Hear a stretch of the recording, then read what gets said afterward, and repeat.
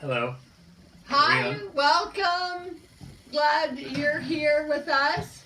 Today is a big day for us. Today is when we are in the process of sending out our annual mailer about kind of almost an investor's report of what we're doing with Hope Heals, where it's going, and that requires that we eat donuts while we do it. And since this is Chocolate Fanatic here, I need chocolate donuts, hence a little piece of chocolate happen. If you haven't eaten a chocolate donut in a while, go ahead. They say chocolate donuts are just like big pieces of medicine. What are you talking about? They don't say that. Who says that? They don't say that. I just made it up. This donut is from a place called Randy's in LA. That's like, if you've seen in movies or something, it's this, That's so funny. this gigantic donut on top of their side, like a 20-foot donut. They totally don't say that, but Oh, no, Papa, so my sad. grandfather, before he died, I remember someone gave him a chocolate aspirin. It was like a big aspirin, but it was a chocolate bar. And just always stuck with me. It was like the cutest thing in the world. But really, really awkward and random. Anyway. So anyway, that is our motivation today to send out all these mailers. Once a year, we get to sort of tell the story of Hope Heals, again, to all of our friends and our donors and prospective donors. All those people who've invested prayers and time into this ministry that God's given us. And so it's a really cool chance for us, too, to tell the story of what God has done in and through our lives and in and through our ministry in 2015 to ourselves, too. It's a good reminder just what all God has allowed this year. And it's been a really full year. Clearly, we had a baby. And we have pulled together this book on our story called Hope Heals. It'll be out next April. And so we're sharing all of that. And again, you know, there's awkwardnesses with money and fundraising, all that, and yet what's so cool is just to be able to offer an invitation for people to come alongside of us if God leads them to give in that way. Of course, to invite everybody to come alongside and pray. We feel God giving us just new inroads in really unique areas of ministry. Being able to share the story of what God does, what God is about, who Jesus is in redeeming this world and our personal pain and all of yours. You know, the power of story sort of can get you into audiences and places that, you know, where people might not normally be hearing the gospel, might not normally be open to knowing who God can be in their life. So it's been a really humbling experience to just see God really opening up doors in our ministry. Several years ago, we were in, I don't remember all the details, but I think we were in Birmingham cheering at a church, and a pastor's wife told me that when I had my stroke, they were praying for a girl to live. And that was the deal is, we are praying for this girl to live through the night. And then they were praying for her to wake up from the coma-like state she was in. And then they were praying for her to eat again and walk again. And for the first several years, they were praying for me to recover, essentially. And she told me, and I'll never forget this, that what they were actually praying for, they didn't know either, which was the beginnings of a ministry. And that it's so beautiful to see it kind of come to fruition years and years after that fateful day in April of 2008. And I treasure that. I think it was Alta Faye Fenton at Dawson Baptist in Birmingham, Alabama.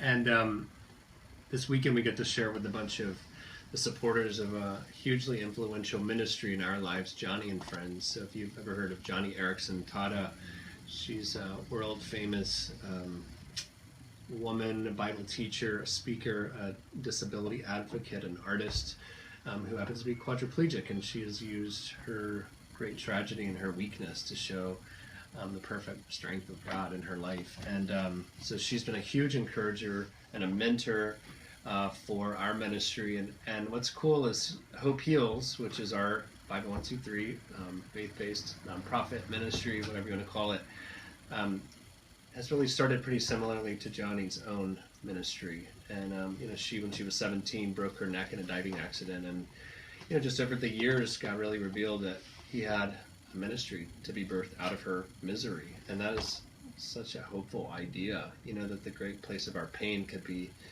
the place of God's purpose in our lives. And so, we sort of leaned into that. It seemed crazy. I mean, I went to law school.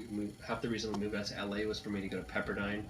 And I graduated law school 3 weeks before Catherine's stroke. So we were set on this sort of different journey for 2 full years. Catherine was in rehab, and I walked beside her in that path, along with a lot of helpers and family. And then, for a couple of years, we were just trying to figure out, God, what do you want with us? What do you want to do? What now? Yeah, with this, what now? With this story, with this new life, with all these challenges we have. And for a couple of years, I did some consulting legally. I took the bar exam in California. I passed it, and I'm still paying my law school loans. So that's a nice reminder of that fun time. Yeah. And cool. And yet, God really made it clear after about 5 years after the stroke that we should just take a leap of faith in Him and jump in full time together in this ministry. It's a really unique space. There's not a lot of couples who get to minister together. There's not a lot of people speaking in the space of disability, stroke, brain injury.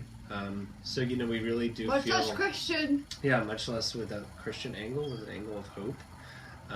So we really feel we're in a unique space where there's a lot of need, and then also universally to just say we are all living this story of brokenness. We're all living this story of unmet expectations, and yet, as God has shown us in our life, there is a great hope in Jesus Christ that heals us in the place where we most need to be healed, which is our souls. And the reality is so much of the formation of our ministry and to today has been about sharing with others the hope that we ourselves received. And I can't even tell you, it's crazy the feeling after we speak or share somewhere and the line out the door seems long until you're holding hands with someone and they're crying and you're crying, usually me, and you're exchanging that moment of entering into their suffering and their story. And we felt when we open ourselves up and tell our story, it frees others to tell theirs.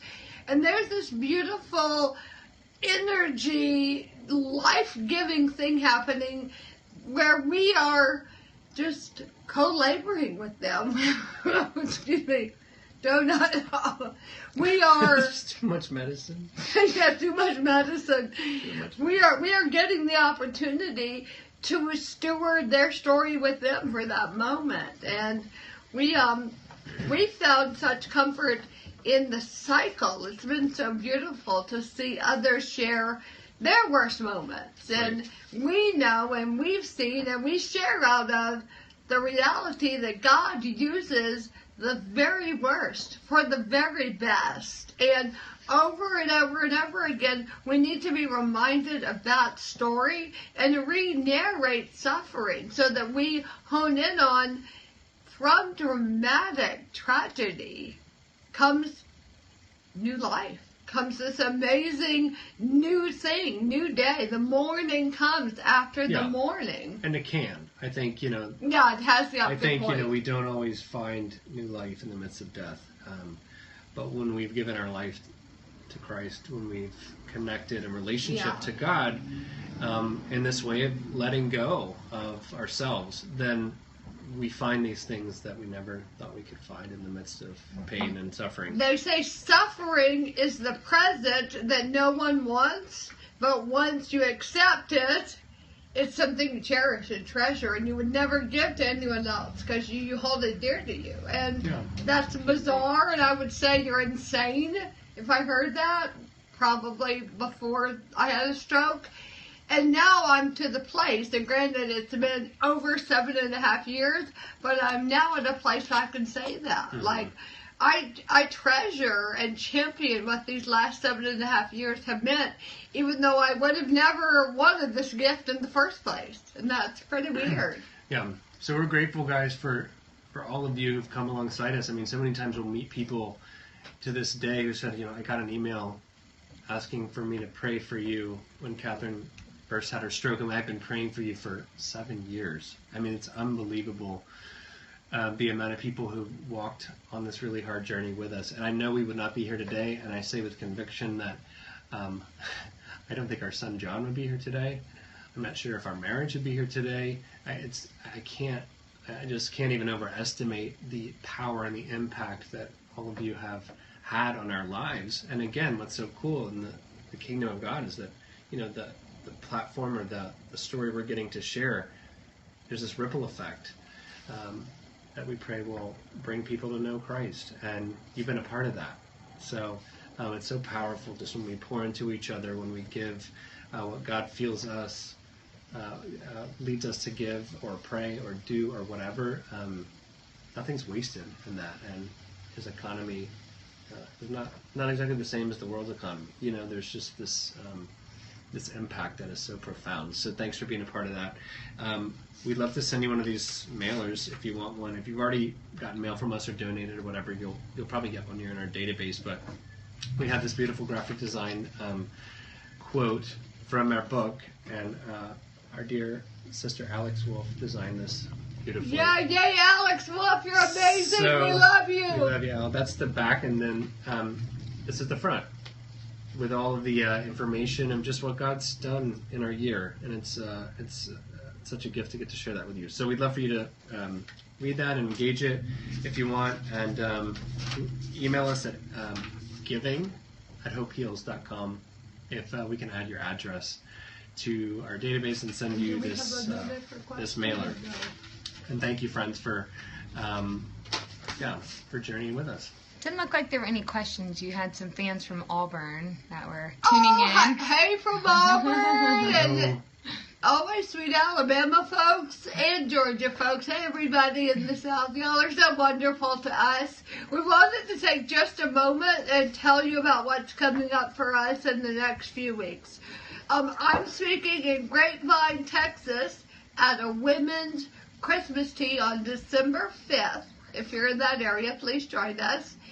And then the following Thursday night, December 10th, I'm speaking again at a women's dessert hour thing in San Diego I should have practiced this at Pensaquitos Lutheran Church.